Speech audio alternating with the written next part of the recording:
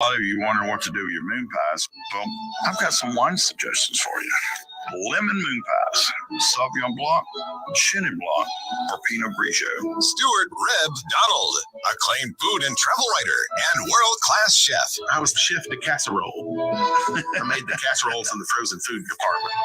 For more than a decade, they've combined their expertise to answer your questions and introduce you to the culinary movers and shakers you want or ought to know.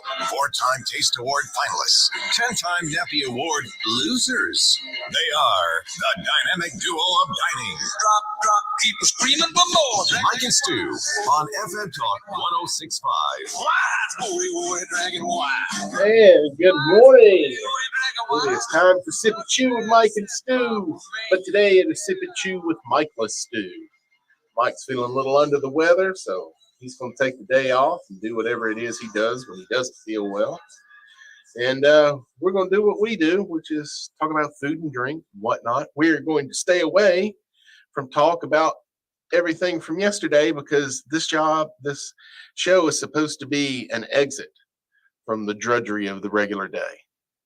We're going to talk about food. We're going to talk about drink and stuff like that. Probably going to delve into food of the Midwest, because I happen to have a guy here with me from the Midwest. Oh, yeah, that was opportunistic. There you go. Yeah. So, a couple of weeks ago, I came on and I talked about the sandwich from Iowa, the state sandwich. I'm forgetting the name. Pork tenderloin? No, the ground pork one or the ground beef one. The ground beef. Oh, loose meat sandwich. And I thought about it so hard, I ended up making some, and it is delicious. What is loose meat? What do you mean by that? It's just ground beef. Oh, okay. They just brown it and then put it on a bun like a burger. They just don't bother to make a patty. Kind of like a sloppy Joe without the sauce. Without the sauce. Okay. Yeah. We used to have something called Bierocks, B-I-E-R, I think it was C-R-O-C-K-S, something like that. But we had those in school. And this was, we all had your favorite day when we knew this was coming kind of day. What they were was simply a bun stuffed with hamburger, cabbage, all chopped, and onions. Right. And you just squirt, some ketchup in it. Oh my gosh. All those things were good. But what I found out as I got older, I don't know what was the magic ingredient or the spice, what they did to make that meat. So, man. Google it. I have. Oh, okay. And I can't find anything called Bierrock.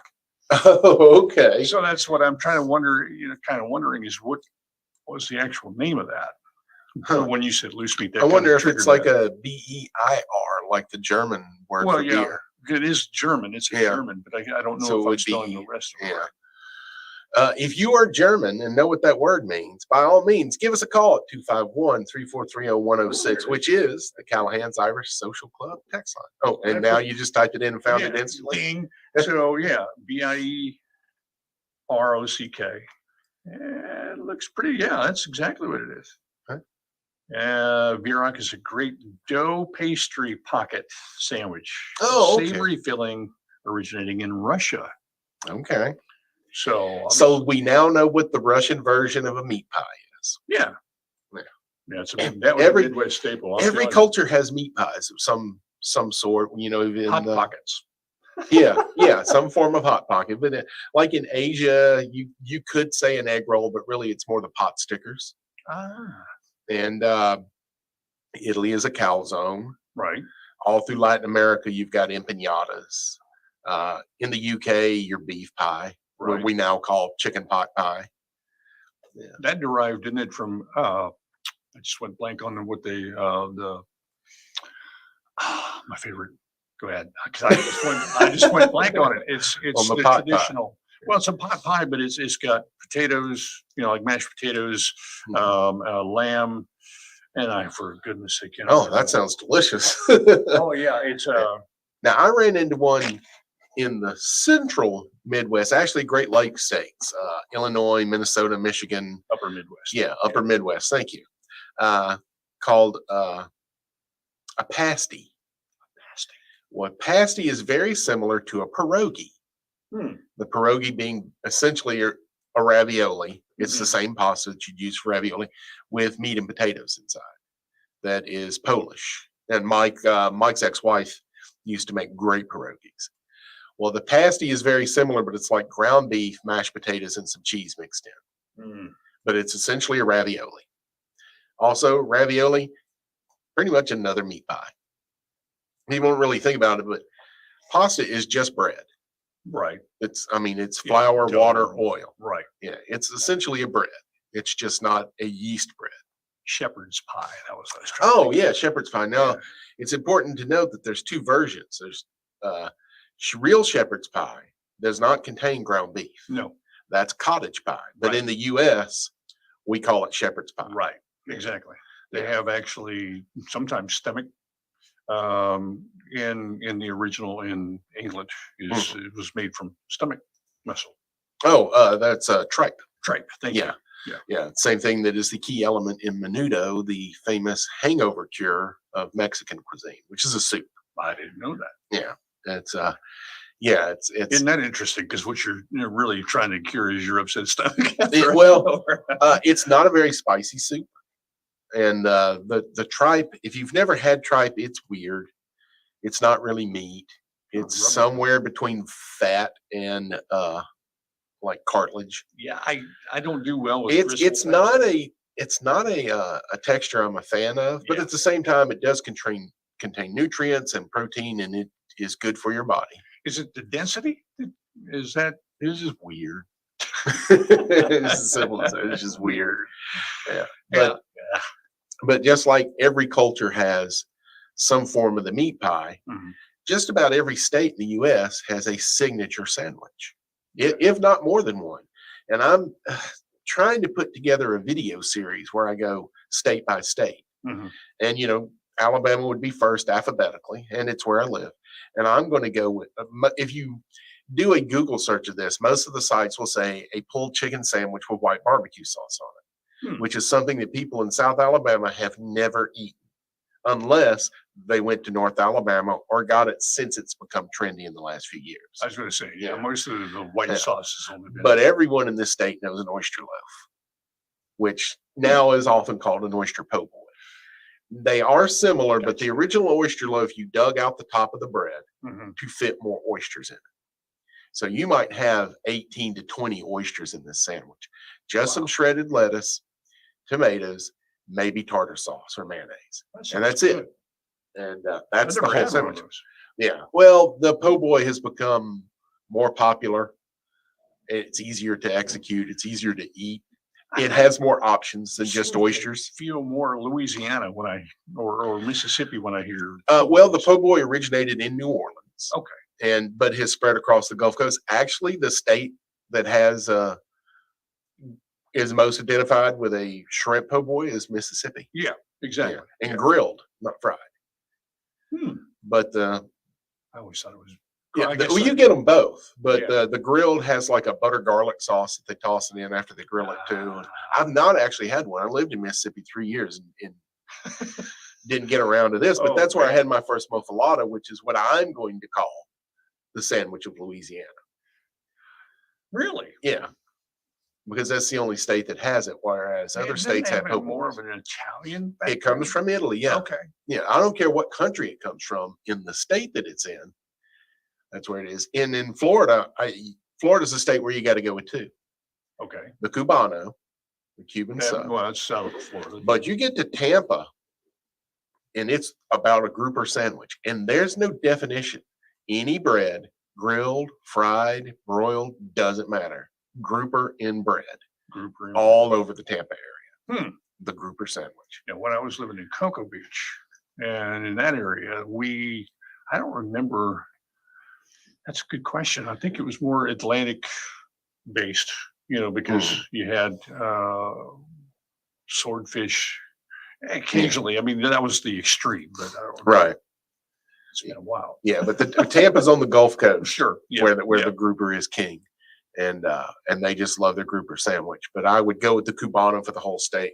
And Miami and Tampa are different on their Cubanos. What about the Florida part or the Alabama, Florida part? Oh, the Panhandle? Yeah. It's Yeah, still, they eat whatever everybody else tells them to. And they're sitting here going, "Why aren't we Alabama?" 251-343-0106 is the Callahan's Irish Social Club text and call-in line.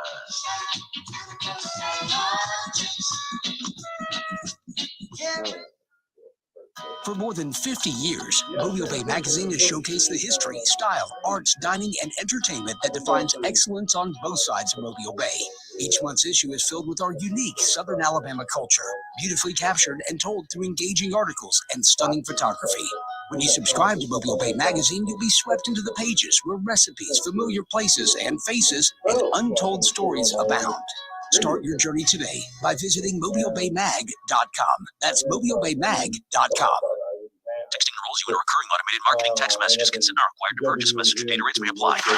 Ooh, what a dinger. Man, I miss our days playing ball, but ever since I turned 40, just thinking about taking a lap around the bases makes me tired. You ever think lower testosterone is the issue? What are you saying? After 40, the body has less testosterone, impacting your drive. That's why guys like me take Nugenix Total T to keep their energy up. Nugenix really works for you? Since I started taking Nugenix, I feel great. Getting up early for workouts. I'm focused, energized, getting things done in work, in the gym. I even feel more passionate in my relationship. How do I give Nugenix a try? Send them a text for a complimentary bottle. Text CHART to 321-321 right now for your complimentary bottle of Nugenix Total T. It's the #1 selling testosterone boosting brand at GNC and Walmart. Do it now and they'll also send you a bottle of Nugenix Thermo X, their newest, most powerful fat burner ever, absolutely free. Text CHART to 321-321. That's CHART to 321-321. These statements have not been evaluated by the FDA. This product is not intended to diagnose, treat, cure, or prevent any disease.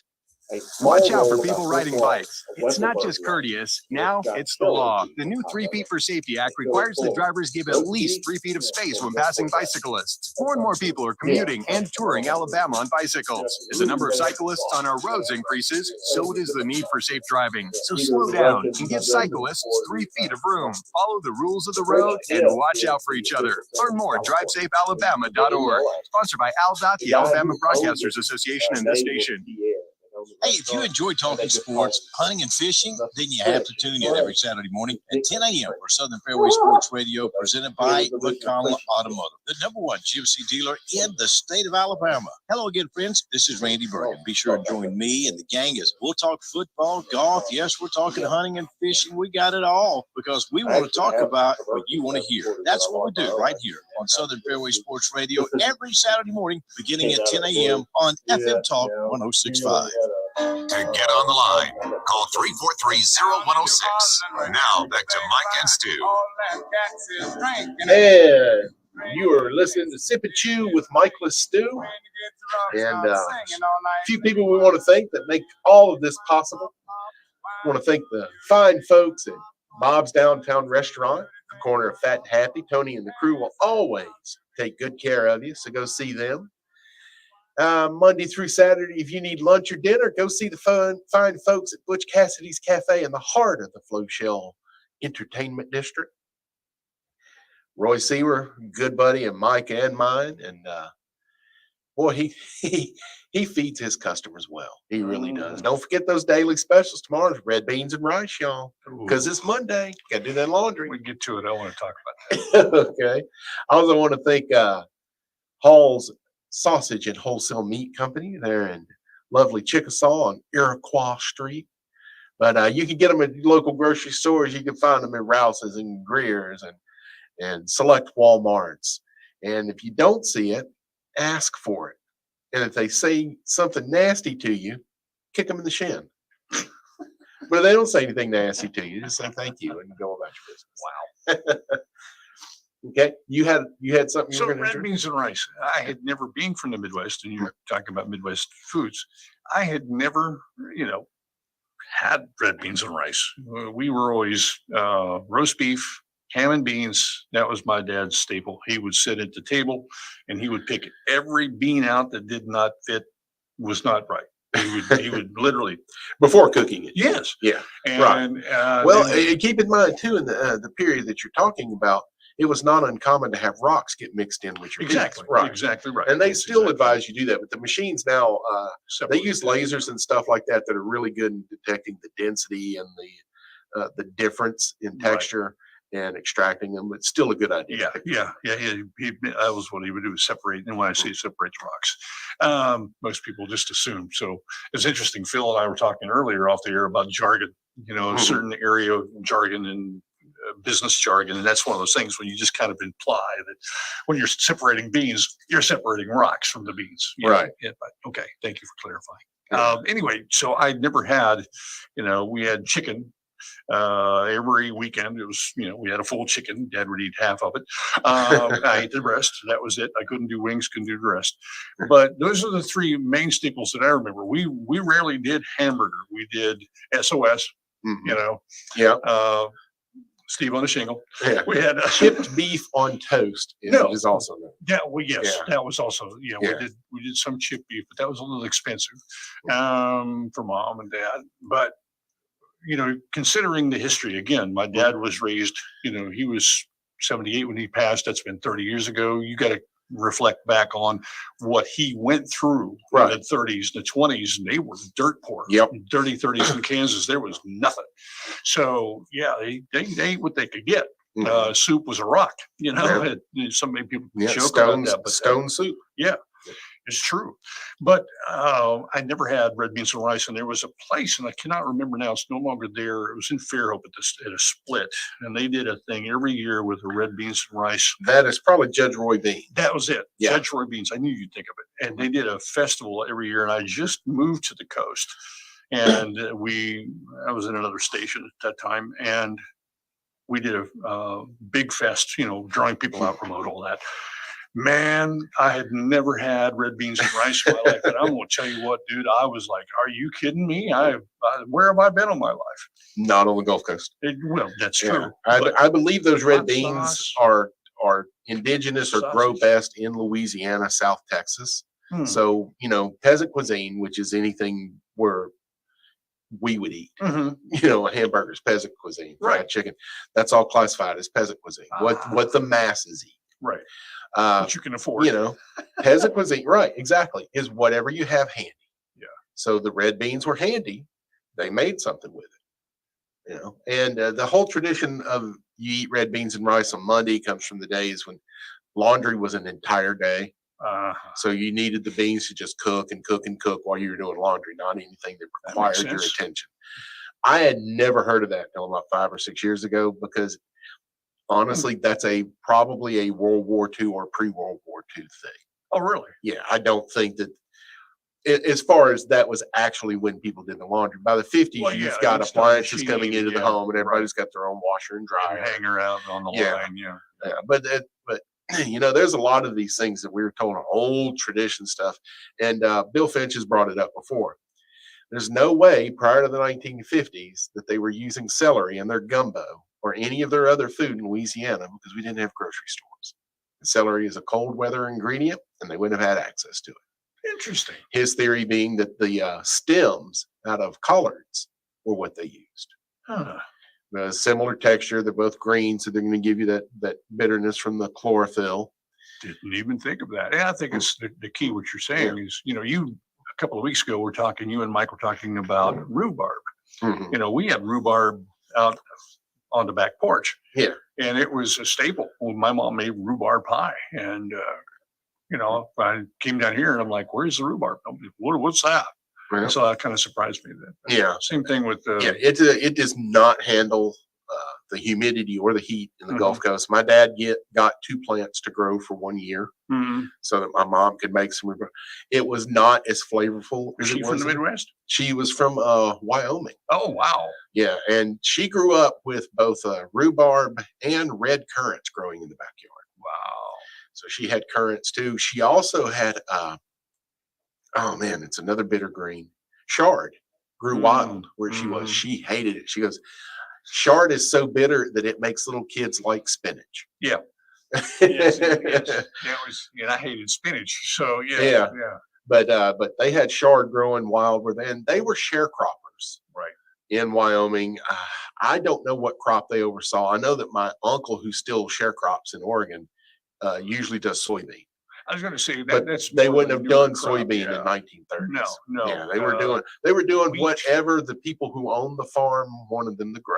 Wheat, Milo, was Alfalfa's a lot out there Alfalfa. because you're feeding the livestock with alfalfa. Exactly. That's what Milo was simply a feed, and you mixed Yeah. it in with the Milo to sweeten the alfalfa. Yeah. But my parents met in Washington. My dad was stationed at an Air Force base that's no longer there. In fact, it was decommissioned like a few years after he got out. I got you. After Korea. Wow. Yeah, he volunteered to go to Korea, and they sent him to Washington. And the only time he ever left the state was to go to Vancouver or to go to Tijuana. It's like when I went into the Navy, they said, you're either going to train in Orlando or the upper Midwest and the Great Lakes. And I was like, oh boy, I want to be in snow. No, I went to Orlando. Yeah. That was interesting. For a Yeah. Midwest boy. At a pre-Disney World time, right? Yes. Yeah. Yes. Actually, well, Disney was there. The Walt Disney, all it was at that point was the Magic Kingdom. Yeah. Okay. Yeah. That was it. Yeah. So that tells you how old I am. Yeah. Well, we were talking during the break, and you were talking about having lived in Florida, how vastly different the cultures are depending on the part of Florida that you're in. Yeah. Well, Tampa's that's really different the from same South everywhere. Florida. You know, even Because in if Alabama. you hear some, right, exactly.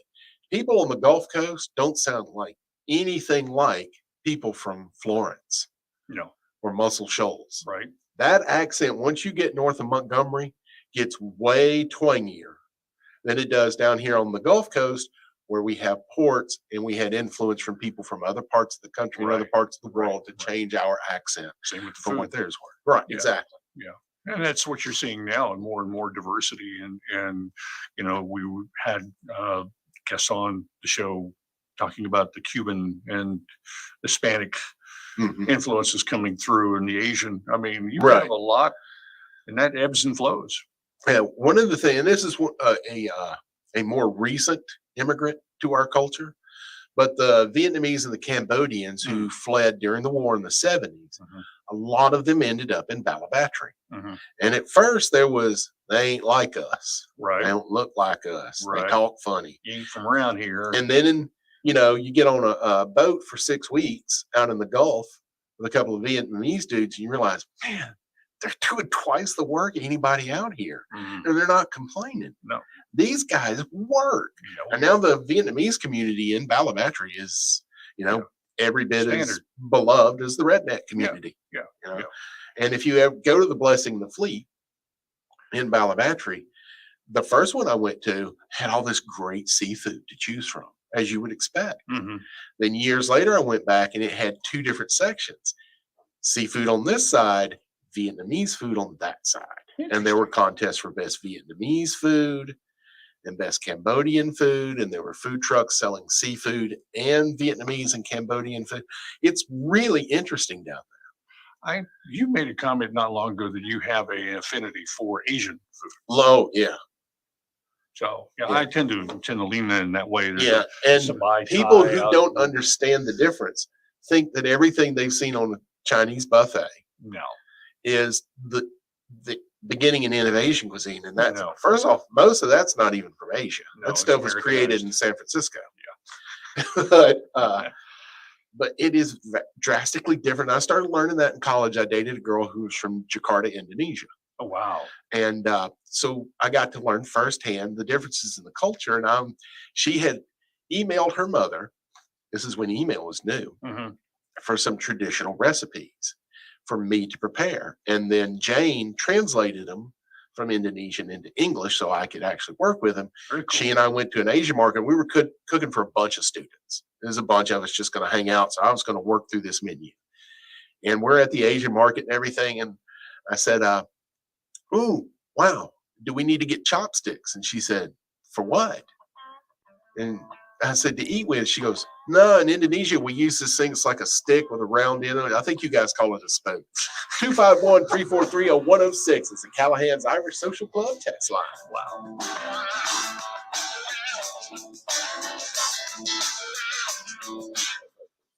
This WKRG news break is brought to you by Roy Lewis Construction, delivering on their guarantee to provide a commercial construction project that stays on task and on budget. For guaranteed quality from start to finish, call Roy Lewis Construction for your next commercial project. FM Talk 106.5, the Gulf Coast Weather Authority, and Dr. Bill Williams.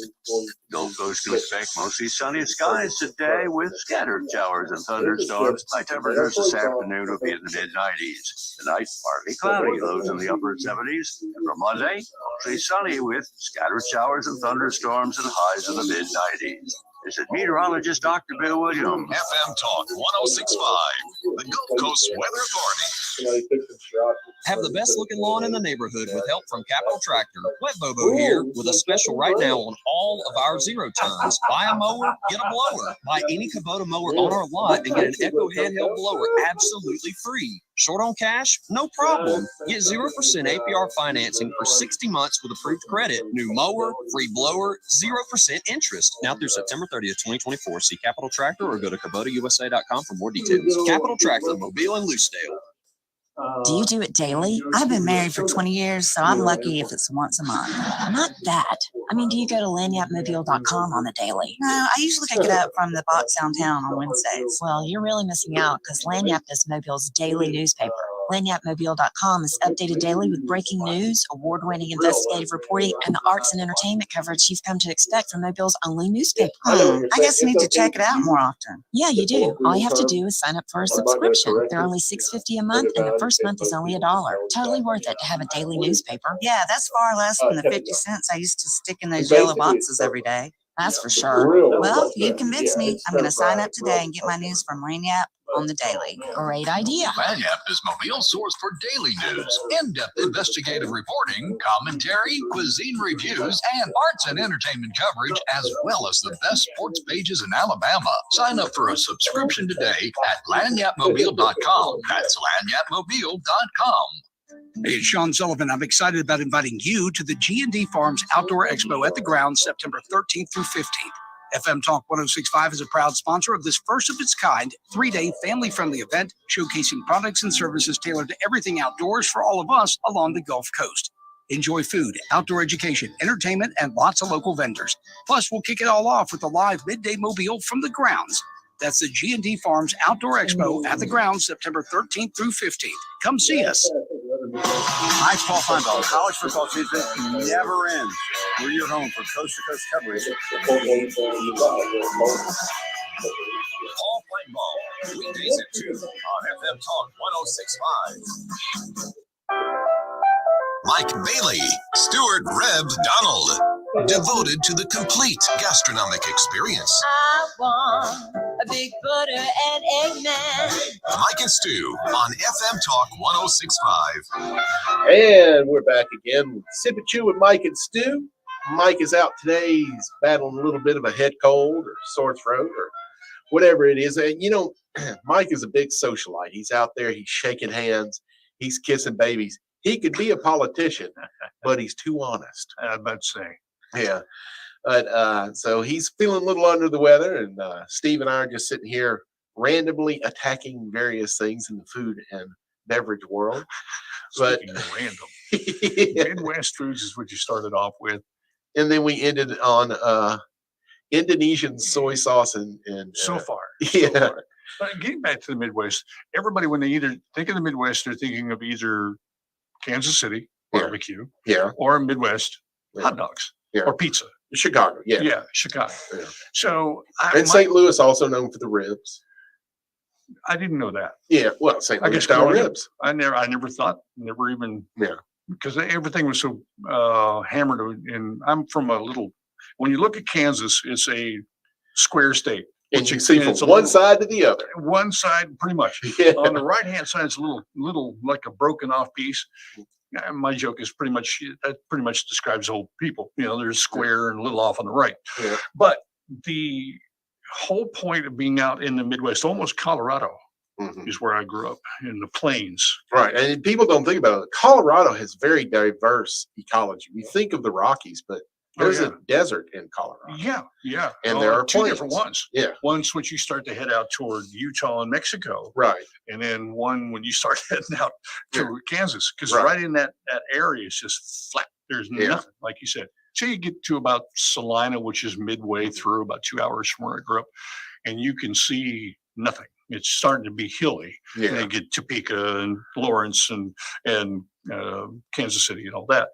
Point of all that is we were steak and potato, period. Right. I mean, it was 2-inch. My dad wouldn't. He would just kind of go flop, flop, done. It's ready. Yeah. For me, I have to have it all the way through. Well done. I like it mid now. I like a little pink, but not much. Let's circle back to that in a second because I have a tip for people that like them like that. Okay. Yeah. Can still have a I like satisfying tender, thing. but I don't want it mooing at me, I guess. Yeah. I don't like a bleed. Well, My you dad want the didn't tip care. now? Yeah, please. Do it in the oven. Start it in a pan on top of With stove. water or No, just like you were just going to cook a steak medium rare. Okay. Because that's what you're going to do. You're going to cook this steak medium rare. Then you're going to slide it into a 350-degree oven for about 15 minutes. That makes sense because now you got a convection all the way through. Right. And it brings it up a little slower and it's not going to be as tough that way. That's always been the problem. Yeah. I couldn't deal with, if I wanted jerky, darn it, I'd buy some beef jerky. Yeah. It depends on the cook. And I've always heard people say, I want it well done, not burnt. Well, that's the same thing. Well done is burnt. If there's nothing red left in it, Medium it's well. burnt. I like Right. medium well. But I understand there's well done, still juicy, and well done, not juicy at all. And the way you achieve well done, still juicy is you slower and longer. Don't walk into a restaurant and expect them to get you an 18-inch ribeye well done in 10 minutes. No. That takes an hour. Now, filet mignon, To keep it juicy and which to keep is it the tender. Victoria, Wait, or the Victoria filet, I love. Yeah. But that has to be soaked, as it were. Marinated? Marinated. Thank you. Yeah. I Filet mean- mignon is actually a recipe, not a cut of meat. It's the fillet of tenderloin is the steak you use. Okay. Mignon means it is wrapped with bacon, cooked to medium rare only. There's no cooking this to order. It's a recipe. It's Okay. supposed to be medium rare, and I think usually like a peppercorn sauce with it or something like Yeah, that. and It was butter. it was a recipe. Filet mignon was I got you. using the fillet of tenderloin. So that's another misused or Right, misnomer exactly. that people go, Yeah. I need a filet mignon. And when they get it, they go, what is this? Yeah. I thought I wanted a steak that's tender. So Yeah. the Victoria filet and okay, I Yeah. got you. Yeah, and then there's the petite fillet, which is really off the Yes. smaller end of the tenderloins, where you get because it's the muscle that runs straight down. The back. Yeah, Yeah. on top of your spine. Right. It's the least used muscle, but it has no fat on it, so it's tender still. And it's Angus. Right. Well, it's and great most, on Angus. Well, Yeah. most people don't know that there is a difference between a black Angus, a red Angus, and the meat in them. Yeah. Just because of the temperament of the animal. Right. If you get a standard Hereford, as it were, which is where you get most of your hamburger. Yeah, stock and certified Hereford is every bit as good as certified Angus. black Angus. Yes. However, Yeah. if the cut, not necessarily, it depends on how you cook it. Well, certified it's a brand. Right. And they have higher standards than typical cattle. Like certified Angus beef is better than most of the other Angus out there because it's treated differently. Right. And fed differently. Right. And It's a bred. Right. certified Angus beef is a brand. Right. Yeah. Right. My grandpa actually raised certified black Angus. Yeah. Don't ever get in a pen with one of those. It doesn't end well. I can attest. I can tell you ivory bone that's been broken. But yeah, they're very temperamental, very territorial, but they are very tasty. I don't know who the first person ever was that conquered this, but God bless him. But Midwest foods it's not just, we think of Stick to your stereotypes. ribs. Yeah, Like stick ribs. to your ribs. Yeah. And the reason for that was an agrarian society where they do a lot of farming. They needed the carbohydrates. Right. And they needed the protein. Right. The nutrients they were getting, probably drank orange juice at breakfast. Yeah. Well, Probably had a salad those now and guys then that- or coleslaw. You don't have acid reflux. Yes. Yeah. Mine was always apple juice. I was the oddball out. But you're still getting some Yes. fruit and vegetable. And there's also, you're talking about a period of time when we didn't know about as much about nutrition and the body's needs for it as we do now. Well, there But was see, back always the then- push for vegetables, vegetables, Right. vegetables. Yeah. And that's because that's the most healthy thing you can eat. Yeah. Your body still needs protein and needs animal protein. Yeah.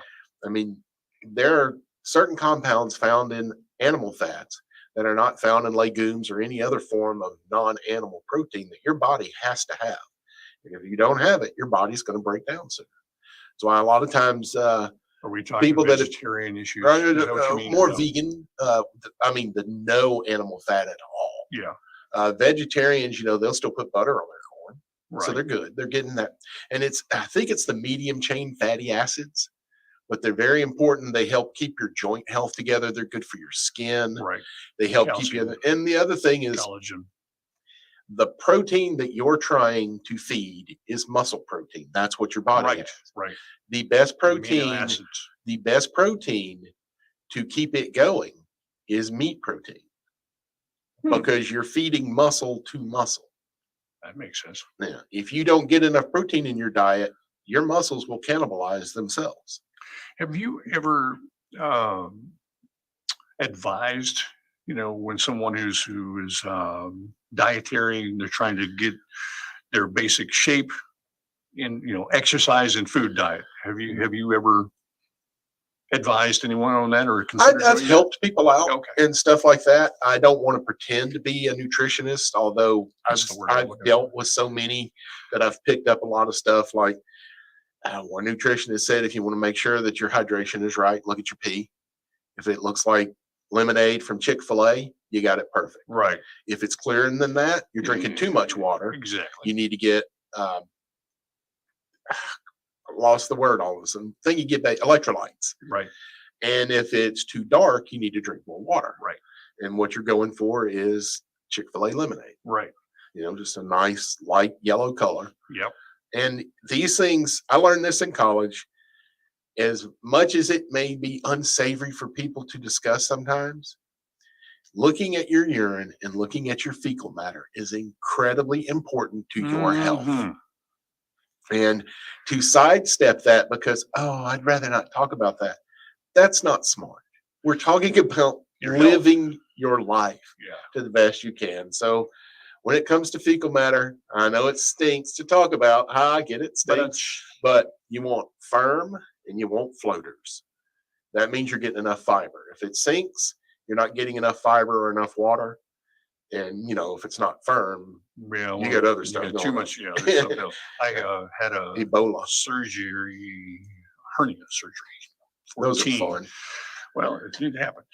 14, and the doctor then told me, he said, "This is going to go one of two ways." He said, "You're getting two different drugs, and either way, you're probably going to have a problem." And sure enough, I became septic, and a lot of fun. No, that's not fun. I've No, been there. and it was just, it seemed like every minute or every 2 minutes, I felt like I had to go. It Yeah. was just nothing but water. Right. Well, the whole point of that is that there was nothing left. Right. I couldn't eat enough, couldn't drink enough, didn't matter. Yeah. But on the opposite side, I've always had the problem with constipation. Yeah. So not enough water or not enough Fiber. fiber, Yeah. So, and that's why I was kind of Or going back to blockage with too. the vegetables. I mean, that's another thing that can cause it. And I learned that through all the stuff I was going through in the hospitals, where I learned a lot of this stuff about digestion right. and all of that was having to literally stare at it on my stomach for 2 years. Wow. And see it working and have explained to me what's going on. Right. And blockages are the other thing that can cause constipation. And those are far more serious than you just not getting Yeah. enough water Right. or not enough fiber in your diet. Yeah, if you twist something, or if you Mhm. if you've got spasms, things If like you're that. divers, you have diverticulitis, Right. which is just little holes in your intestines. Seeds and stuff will get caught in them, get infected, and then the infection will start growing, and it'll block your intestines. So that's what your they're called diverse diseases. Yes. And but most common is diverticulitis, and I think the other one is diverticulosis, and I don't know what the differences are. Well, I mean, after all, that's what food is all about in the first place, Yeah. is to, your overall health. What you eat is what you are. Right. For the most part, if I'm a junk food guy, I can't expect to, be walking around with the greatest skin color and the Right. greatest health and eye color. That's where I think a lot of what we have on the market now, the frozen food and the salt. I have my Not the ears salt, ring the all other time. preservatives. Salt's perfectly fine. In fact, Yes. we don't eat enough salt. Really? They were wrong. Nutritionists, they lumped all sodium together. Sodium chloride, NaCl, good old table salt. Mhm. We're fine with that. If you ever notice, when a woman gets pregnant, doctor tells her to eat more salt. It's because we don't eat enough of that. All this electrolyte stuff, all electrolytes are salt. Right. Yeah. 251-343-0106, the Callahan's Irish Social Club text line. We'll talk more about that.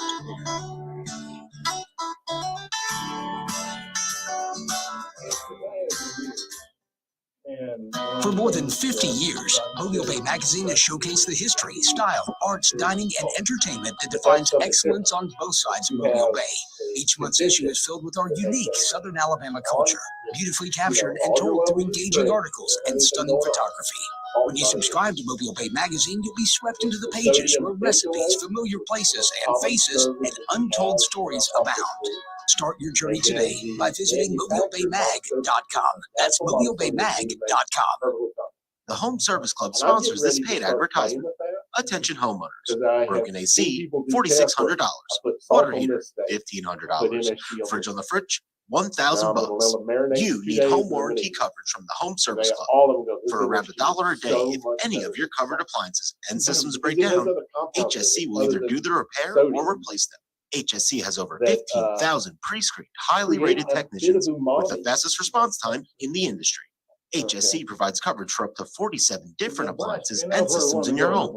Call for a free, no-obligation quote from a trusted HSC service specialist about a home warranty for your entire home, all backed by a 30-day money-back guarantee.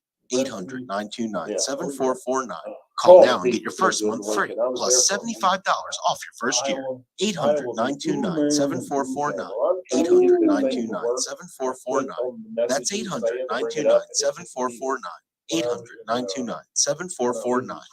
You can now do more without it costing you more. Alabama's attractions have come together to offer the all-in-one ticket that downloads to your mobile device. No matter how many attractions listed on the ticket you see during the time span you bought, your price stays the same. Pick the right ticket option that best fits your schedule, and then enjoy more attractions without spending more. All-in-one tickets for different areas of Alabama are available at alabama.travel and other places where online tickets are sold. Brought to you by Alabama Tourism Department, the ABA, and this station.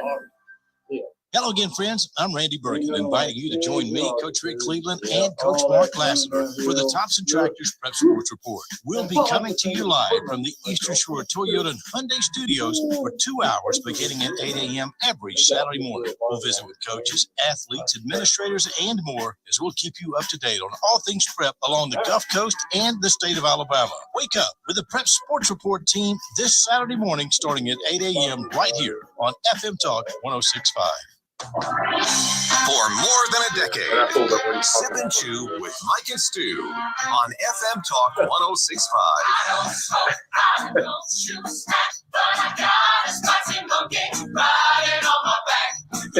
I like this song, man.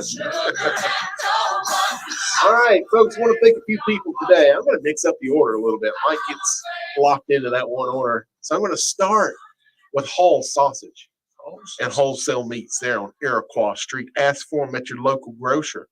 If your local grocer doesn't carry them, ask them to carry them. If they refuse to carry them, find a new grocery store to purchase your sausage from anyway. Yeah. Also want to thank the folks at Bob's Downtown Restaurant, the corner of Fat and Happy. Tony and the folks always do a fine job. If you hang out there enough, they'll name something after you on the menus. Ain't that right, Mike Bailey? And also, we're hanging out here at Butch Cassidy's Cafe, which got us off on the red beans and rice tangent earlier. Right. So Tuesday, you can have hamburger steak. There's your Midwest one. Oh, yeah. Hamburger steak. And I will tell you, Roy seasons his hamburger steak unlike anybody I've ever seen it go. Most people, you cook a hamburger, Right. maybe put onions in it. Right. Salt, Some pepper. people add bread to it. When you do that, you shouldn't call that hamburger steak. That is now Salisbury steak. It's not Right. the same thing. Right. But adding breading to the hamburger is pretty much the only difference between Salisbury steak and hamburger steak. But hamburger steak should just be hamburger. But Roy also puts peppers in his. Really? Tricolored bell peppers. Nice. Red, And- yellow, green. Red, yellow, green. Oh, Yep. And wow. a good deal of cumin. Really? Makes it taste totally different. It is really good. So try the hamburger steak there. And Roy also makes his mashed potatoes from scratch. He's not opening a can. He's not adding water to flakes. And he does something with that. He takes his garlic for his mashed potatoes. He just throws the cloves whole in the water with the mashed potatoes while they're cooking. Nice. Problem solved. And then you just mix all of it up at the end. It's so good. That does sound good. Yeah. Roy does some fantastic, just good home style cooking there. I'd love to get down there again very soon. Oh, well, you got Monday through Saturday. Monday Knock through yourself Saturday. out. Yeah. Well, So I wanted to thank our sponsors. We got a text, and you want to read that? Yeah, we were talking Midwest, and Thomas noted in Nebraska that they have a hot pocket for something called runzas hamburger, meat, cabbage, onions cooked down, and they put it into a pastry, kind of like I was talking about with the Bierock.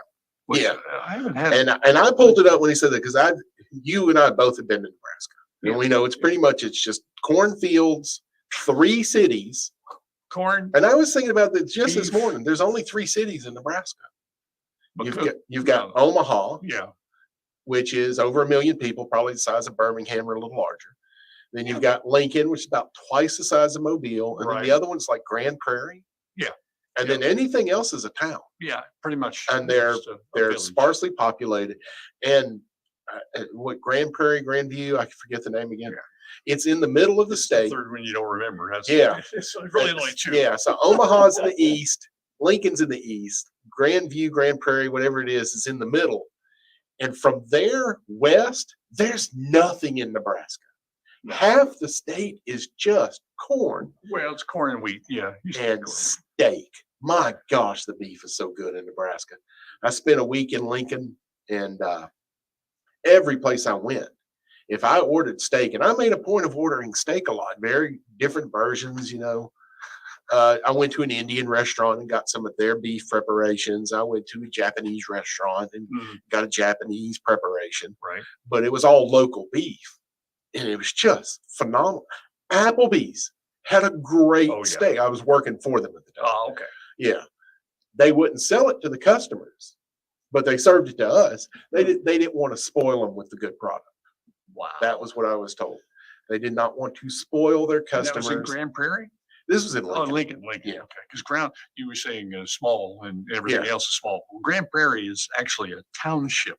Yeah. So it's still not super large. But it's not the like third Omaha. largest city in the Yeah, state, I yeah, believe. So Nebraska's different. But I'm looking at the Runza, and what I would compare this to, which is another meat pie Mhm. or type thing, is a kolacha. The dough on this sandwich that I'm looking at looks like the kolacha dough, Yeah. which is more of a donut dough. Very thick. Very Yeah. dense. Yeah. It's a yeast donut dough, I do believe. Ah. So it rises when you bake it, probably brushed with egg white on top. Mhm. But I would eat the heck out of this. Yeah, I would too. I would too. 'Cause it differs though. It almost looks like a po' boy. Yeah.